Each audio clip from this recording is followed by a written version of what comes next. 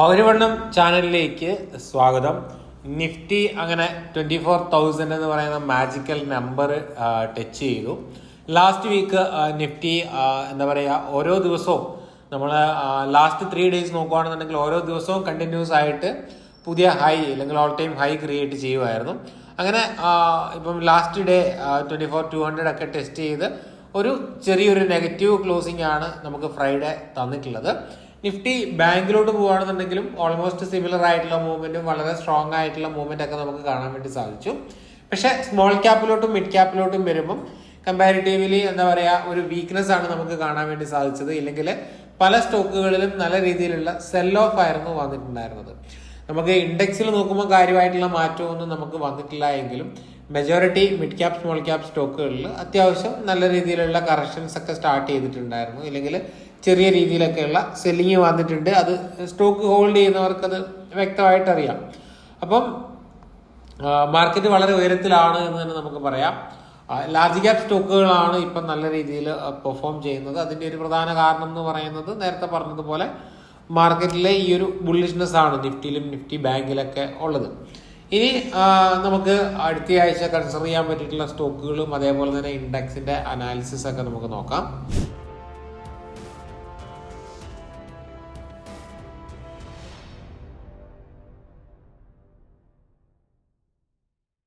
ഇത് നിഫ്റ്റിയുടെ ഡെയിലി ചാർട്ടാണ്. ഇവിടെ നിങ്ങൾക്ക് കാണാൻ പറ്റും.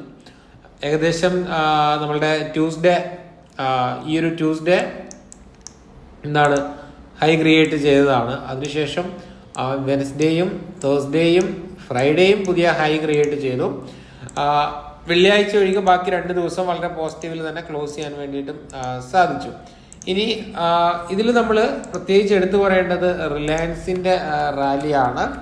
കാരണം റിലയൻസിലെ ആ ഒരു മൂവ്മെന്റ് ആണ് നിഫ്റ്റി ഇത്രത്തോളം ഉയരത്തിലോട്ട് എത്തിച്ചത്. നിഫ്റ്റി റിലയൻസിലെ ഏകദേശം കുറെ നാളുകൾക്ക് ശേഷം ഒരു ബ്രേക്ക്ഔട്ട് വന്നിട്ടുണ്ട്. അപ്പം റിലയൻസിന്റെ ഈ ഒരു മൂവ്മെന്റ് തന്നെയാണ് നിഫ്റ്റിനെ ഈ ഒരു ഉയരത്തിലോട്ട് എത്തിച്ചത് എന്ന് നമുക്ക് പറയാൻ വേണ്ടിയിട്ട് സാധിക്കും. ഇനി നിഫ്റ്റി ബാങ്കിന്റെ കാര്യത്തിലോട്ട് വരികയാണ് എന്നുണ്ടെങ്കിൽ, നിഫ്റ്റി ബാങ്കിന്റെ കാര്യത്തിൽ വരുവാണെന്നുണ്ടെങ്കിൽ ബാങ്കും ഓൾ ടൈം ഹൈ ക്രിയേറ്റ് ചെയ്യുമായിരുന്നു. ലാസ്റ്റ് 2 days ആയിട്ടാണ് ഏകദേശം 53,000 അടുപ്പിച്ചിട്ടാണ് നമുക്കൊരു റെസിസ്റ്റൻസ് ഇവിടെ കാണാൻ വേണ്ടിയിട്ട് സാധിക്കുന്നത്. നിഫ്റ്റി ബാങ്കിലെ പ്രധാന റാലിക്ക് കാരണം HDFC ബാങ്കിൽ വന്നിട്ടുള്ള റാലിയാണ്.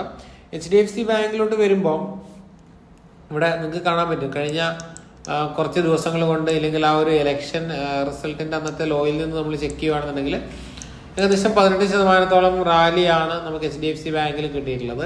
ഇനി അതേസമയം നമ്മൾ വീക്ക്ലിയിലോട്ട് പോവുകയാണെന്നുണ്ടെങ്കിൽ HDFC ബാങ്കിൽ വളരെ വലിയൊരു റെസിസ്റ്റൻസ് ലെവലിലാണ് ഉള്ളത്. അതായത് ഏകദേശം 2021 ആ ഒരു കൊറോണയ്ക്ക് ശേഷം വന്ന റാലിയിൽ ഫോം ചെയ്തിട്ടുള്ള ആ ഒരു റെസിസ്റ്റൻസ് പോയിന്റിലാണുള്ളത്. അപ്പം മാർക്കറ്റിൽ ഈ ഒരു എന്താ പറയുക, ഈ ഒരു റെസിസ്റ്റൻസ് ബ്രേക്ക്ഔട്ട് നടക്കുകയാണ് എന്നുണ്ടെങ്കിൽ,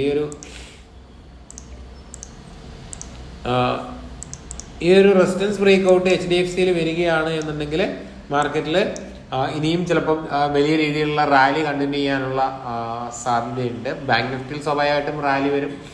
ബാങ്ക് നിഫ്റ്റിയിൽ വന്നു കഴിഞ്ഞാൽ നിഫ്റ്റിയിലും വരും ചെറിയ രീതിയിലോട്ട് അതിന്റെ മൊമെന്റം. അപ്പം ഈ പ്രധാന 2 റാലിക്ക് കാരണം എന്ന് പറയുന്നത് ഈ 2 സ്റ്റോക്കുകളായിരുന്നു. അതുകൊണ്ട് തന്നെ ലാർജ് ക്യാപ്പ് കമ്പാരിറ്റീവ്ലി വളരെ നല്ലതായിരുന്നു പെർഫോം ചെയ്തു എന്ന് തന്നെ നമുക്ക് പറയാൻ വേണ്ടിയിട്ട് സാധിക്കും. ഇനി നമ്മൾ CNX സ്മോൾ ക്യാപ്പ് ഇൻഡെക്സിലോട്ട് പോവുകയാണെന്നുണ്ടെങ്കിൽ, ഡെയിലി ചാർട്ടിലോട്ട് പോവുകയാണെന്നുണ്ടെങ്കിൽ last 1 week overall sideways ആയിരുന്നു എന്ന് നമുക്ക് പറയാൻ വേണ്ടിയിട്ട് സാധിക്കും. ഇവിടെ മാർക്കറ്റ് വീക്ക് ആകുന്നത് ഇല്ലെങ്കിൽ പല സ്റ്റോക്കുകളുടെയും സ്ട്രെങ്ത് കുറയുന്നത് നമുക്ക് മനസ്സിലാക്കാൻ വേണ്ടിയിട്ട് സാധിക്കും. അതുകൊണ്ട് ഇനി സ്മോൾ ക്യാപ്പിലും മിഡ് ക്യാപ്പിലോട്ടൊക്കെ ഫ്രഷ് എൻട്രി എടുക്കുന്നവർ സൂക്ഷിച്ച് എൻട്രി എടുക്കാൻ വേണ്ടിയിട്ട് ശ്രമിക്കുക. അതേപോലെ തന്നെ നമ്മൾ CNX മിഡ് ക്യാപ്പിലോട്ട് വരികയാണ് എന്നുണ്ടെങ്കിലും ലാസ്റ്റ് 1 വീക്കായിട്ട് ചെറിയൊരു വീക്ക്നെസ് കാണാൻ വേണ്ടിയിട്ട് സാധിക്കും. നമ്മളിനി വീക്ക്ലി ബേസിസിലോട്ട് പോവുകയാണെന്നുണ്ടെങ്കിൽ ഏകദേശം പോസിറ്റീവ് ക്ലോസിംഗ് ആണ് നമുക്ക് കിട്ടിയിട്ടുള്ളത്. പക്ഷെ എന്നിരുന്നാലും ഈ ഒരു ലോയിൽ നിന്നുള്ള റാലി അത്യാവശ്യം നല്ലൊരു റാലി ആയിരുന്നു. സ്വാഭാവികമായിട്ടും ഒരു റാലിക്ക് ശേഷം സ്റ്റോക്ക് ആയാലും ഇൻഡെക്സ് ആയാലും സൈഡ് വേസിലോട്ട് പോകും. അതിനുശേഷം മാത്രമാണ് അവിടെ നിന്ന് റിവേഴ്സലാവുകയോ ഇല്ലെങ്കിൽ വീണ്ടും റാലി കണ്ടിന്യൂ ചെയ്യുകയോ ചെയ്യുള്ളൂ. അപ്പം മിഡ് ക്യാപ്പിലും സ്മോൾ ക്യാപ്പിലും എനിക്ക് തോന്നുന്നു ഇതൊരു ബ്രേക്ക് ഔട്ട് പോയിന്റിലാണ് എന്നുണ്ടെങ്കിലും ഇവിടെ വന്നൊരു ബ്രേക്ക് ഔട്ട് പോസിബിലിറ്റി ഉണ്ട് എന്നുണ്ടെങ്കിലും വളരെ സെലക്റ്റഡ് ആയിട്ടുള്ള സ്റ്റോക്കുകൾ മാത്രമാണ് അപ്സൈഡ് കയറി പോകാനുള്ള സാധ്യത എന്ന് എനിക്ക് തോന്നുന്നു. സോ സ്വിംഗ് ട്രേഡ് ചെയ്യുന്നവർ, പുതിയ എൻട്രി എടുക്കുന്നവരൊക്കെ ഈ ഒരു കാര്യം ഓർത്ത് വെക്കാൻ വേണ്ടിയിട്ട് ശ്രമിക്കാം. ഇനി അടുത്ത ആഴ്ച നമുക്ക് കൺസിഡർ ചെയ്യാൻ പറ്റിയിട്ടുള്ള സ്റ്റോക്കുകൾ ഏതൊക്കെയാണ് എന്നുള്ളത് നമുക്ക് നോക്കാം. ഫസ്റ്റ് നമ്മൾ കൺസിഡർ ചെയ്യുന്ന സ്റ്റോക്ക് എന്ന് പറയുന്നത് NLC ഇന്ത്യയാണ്.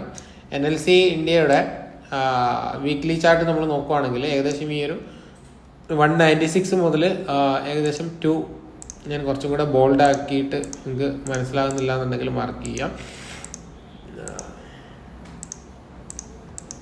ഓക്കെ, ഈ ഒരു 196 മുതൽ 254 വീക്ക്ലിയിൽ സൈഡ് വേസ് ആയിരുന്നു. സോ ഈ ഒരു 254, 255 ബ്രേക്ക് ചെയ്യുകയാണെന്നുണ്ടെങ്കിൽ വീക്ക്ലിയിൽ ഒരു ബ്രേക്ക് ഔട്ട് വരും. അത് കഴിഞ്ഞ് കഴിഞ്ഞാൽ തൊട്ട് മുകളിൽ തന്നെ നമുക്കിവിടെ എന്താ പറയുക, മൾട്ടി ഇയർ ബ്രേക്ക് ഔട്ടിനുള്ള ഒരു പോസിബിലിറ്റി കൂടെ ഉണ്ട്. അതുകൊണ്ട് തന്നെ നിങ്ങൾക്ക് NLC ഇന്ത്യ നിങ്ങൾക്ക് സ്വിംഗ് ട്രേഡിങ്ങിന് വേണ്ടി കൺസിഡർ ചെയ്യാം. നിങ്ങൾക്ക് 255 ലെവലിന് അബോവ് കൺസിഡർ ചെയ്യാം. അത് കഴിഞ്ഞ് പിന്നെ 275, 280 ലെവലിലാണ് നമുക്ക് നെക്സ്റ്റ് ബ്രേക്ക് ഔട്ട് വരുന്നത്. അപ്പം ഈ ഒരു ട്രേഡ് നിങ്ങൾക്ക് സ്വിംഗ് ട്രേഡിങ്ങിന് വേണ്ടിയിട്ട് കൺസിഡർ ചെയ്യാവുന്നതാണ്. രണ്ടാമത്തെ നമ്മളുടെ സ്റ്റോക്ക് എന്ന് പറയുന്നത് പോളിസി ബസാറാണ്, ഇല്ലെങ്കിൽ PB ഫിൻടെക് ആണ്. ഈ ഒരു സ്റ്റോക്ക് നമ്മൾ ഇതിനു മുൻപേ ഡിസ്കസ് ചെയ്തിട്ടുള്ളതാണ്.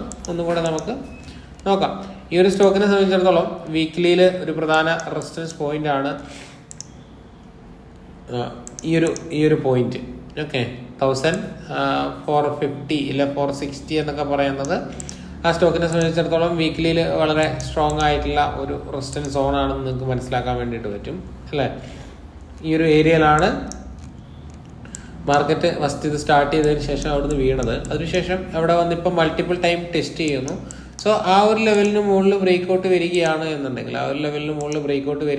എന്നുണ്ടെങ്കിൽ നമുക്ക് സ്വിംഗ് ട്രേഡിങ്ങിന് വേണ്ടിയിട്ട് ഈ ഒരു സ്റ്റോക്ക് കൺസിഡർ ചെയ്യാവുന്നതാണ്. ഏകദേശം എന്താ പറയുക, ഈ ഒരു പോയിന്റിൽ എൻട്രി എടുത്ത് ഒരു 15% സ്റ്റോപ്പ് ലോസ്, അല്ലെങ്കിൽ ഈ ഒരു സ്വിങ്ങിൽ 20% സ്റ്റോപ്പ് ലോസിൽ നിങ്ങൾക്ക് ഇവിടെ ട്രേഡ് ചെയ്യാൻ വേണ്ടിയിട്ട് ട്രേഡ് കൺസിഡർ ചെയ്യാൻ വേണ്ടിയിട്ട് സാധിക്കും. അടുത്ത നമുക്ക് കൺസിഡർ ചെയ്യാൻ പറ്റിയിട്ടുള്ള ഒരു സ്റ്റോക്കാണ് ഇന്ത്യ സിമെന്റ് ചാർട്ട് നമുക്ക് മന്ത്ലി വൈസ് നോക്കുകയാണെന്നുണ്ടെങ്കിൽ ഇത് മന്ത്ലി ആയിരുന്നു. സോ മന്ത്ലി വൈസ് ഇവിടെ ഒരു ക്ലോസിങ് നമുക്ക് കിട്ടിയിട്ടുണ്ട് അല്ലേ. ഇന്ന് മന്ത്ലി ആയിരുന്നു, ഏകദേശം ഈ മാസം എൻഡായി. അപ്പം ഇവിടെ നമുക്ക് മന്ത്ലി വൈസ് ഈ ഒരു പോയിന്റിൽ ഒരു റെസിസ്റ്റൻസ് സോൺ ഉണ്ട്, 330, 325 to 330 എന്ന് പറയുന്ന ഈ ഒരു സോണിൽ. സോ ഈ ഒരു സോണിൻ്റെ മുകളിൽ പോവുകയാണെന്നുണ്ടെങ്കിൽ നമുക്ക് ഇതിൽ എൻട്രി കൺസിഡർ ചെയ്യാവുന്നതാണ്. ഇന്ത്യ സിമെന്റിൽ നിങ്ങൾക്ക് ചെറിയ രീതിയിൽ അക്യുമുലേഷൻ സ്റ്റാർട്ട് ചെയ്യാം. അതായത് മുഴുവൻ ക്വാണ്ടിറ്റി മേടിക്കാതെ ഈ ഒരു പൊസിഷനിൽ കുറച്ച് മേടിക്കുക. ഫൈനലി ഈ ഒരു ബ്രേക്ക് ഔട്ട് വരികയാണെന്നുണ്ടെങ്കിൽ മുഴുവൻ ക്വാണ്ടിറ്റി മേടിക്കുക. അല്ലെങ്കിൽ കുറച്ച് താഴോട്ടൊക്കെ വരുവാണെന്നുണ്ടെങ്കിൽ വീണ്ടും ഇവിടുന്ന് അക്യുമുലേറ്റ് ചെയ്യാൻ വേണ്ടിയിട്ടൊക്കെ ശ്രമിക്കാവുന്നതാണ് ഇന്ത്യ സിമെന്റ്സ്. ഓക്കെ, ഇതിനുള്ള ഏകദേശം നിങ്ങൾക്കൊരു 20% സ്റ്റോപ്പ് ലോസിൽ നിങ്ങൾക്ക് ഈ ഒരു ട്രേഡ് ഹോൾഡ് ചെയ്യാവുന്നതാണ്. അടുത്ത ഒരു സ്റ്റോക്ക് എന്ന് പറയുന്നത് നമുക്ക് DCX ഇന്ത്യ. കുഴപ്പമില്ല, DCX സിസ്റ്റം ഇല്ല, DCX ഇന്ത്യ. ഇതൊരു പുതിയ ലേറ്റസ്റ്റ് വന്നിട്ടുള്ള ഒരു സ്റ്റോക്കാണ്. ഈ ഒരു സ്റ്റോക്കിനെ സംബന്ധിച്ചിടത്തോളം ഇതിൻ്റെ ഒരു റെസിസ്റ്റൻസ് പോയിന്റ് ആണ് 385 അല്ലെങ്കിൽ 375 to 390. ഓക്കെ, അപ്പം ഈ ഒരു ലെവൽ ബ്രേക്ക് ഔട്ട് തരികയാണ് എന്നുണ്ടെങ്കിൽ നമുക്കിതിൽ എൻട്രി എടുക്കാൻ വേണ്ടിയിട്ട് സാധിക്കും. ഈ ഒരു പോയിന്റിൽ എൻട്രി എടുത്തു കഴിഞ്ഞാൽ ഏകദേശം ഈ ഒരു ക്യാൻഡലിൻ്റെ ലോ ക്ലോസിങ് വെക്കുകയാണെന്നുണ്ടെങ്കിൽ നമുക്കൊരു 17% സ്റ്റോപ്പ് ലോസിൽ, ഇല്ലെങ്കിൽ ഈ ഒരു കൺസൾട്ടേഷന് താഴെ വെക്കുകയാണെന്നുണ്ടെങ്കിൽ ഏകദേശം ഒരു 10% സ്റ്റോപ്പ് ലോസിൽ നിങ്ങൾക്ക് ഈ ഒരു ട്രേഡ് കൺസിഡർ ചെയ്യാവുന്നതാണ് DCX സിസ്റ്റം എന്നുള്ളത്. അടുത്ത ഒരു സ്റ്റോക്ക് എന്ന് പറയുന്നത് സർല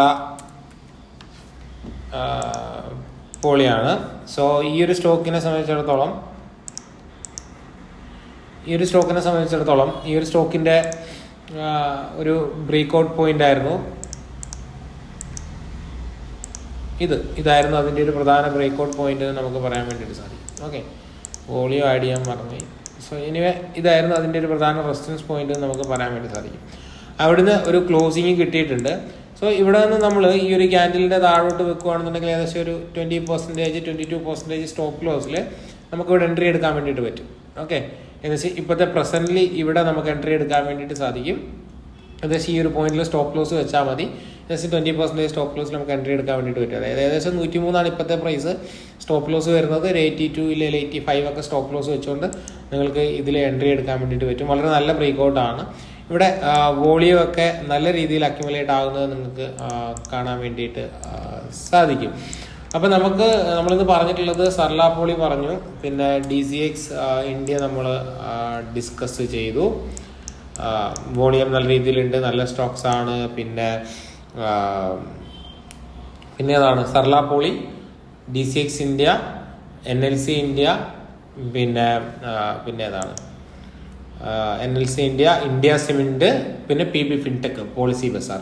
സോ ഇത്രയും സ്റ്റോക്കുകളാണ് നമ്മളുടെ വാച്ച് ലിസ്റ്റിൽ അടുത്ത ആഴ്ചത്തേക്കുള്ളത്. ഈ സ്റ്റോക്കുകളൊക്കെ നിങ്ങൾക്ക് സ്വിംഗ് ട്രേഡിങ്ങിന് വേണ്ടി കൺസിഡർ ചെയ്യാം. പക്ഷേ മൊത്തത്തിൽ മാർക്കറ്റിന്റെ സ്ട്രെങ്ത് കുറവാണ്. സ്മോൾ ക്യാപ്പിലും മിഡ് ക്യാപ്പിലോട്ട് വരും. ഈ ഒരു കാര്യം ഓർത്തിരിക്കുക. പ്രോപ്പർ ആയിട്ടുള്ള പൊസിഷൻ സൈസിങ് ചെയ്ത് എൻട്രി എടുക്കാൻ വേണ്ടിയിട്ട് ശ്രമിക്കുക.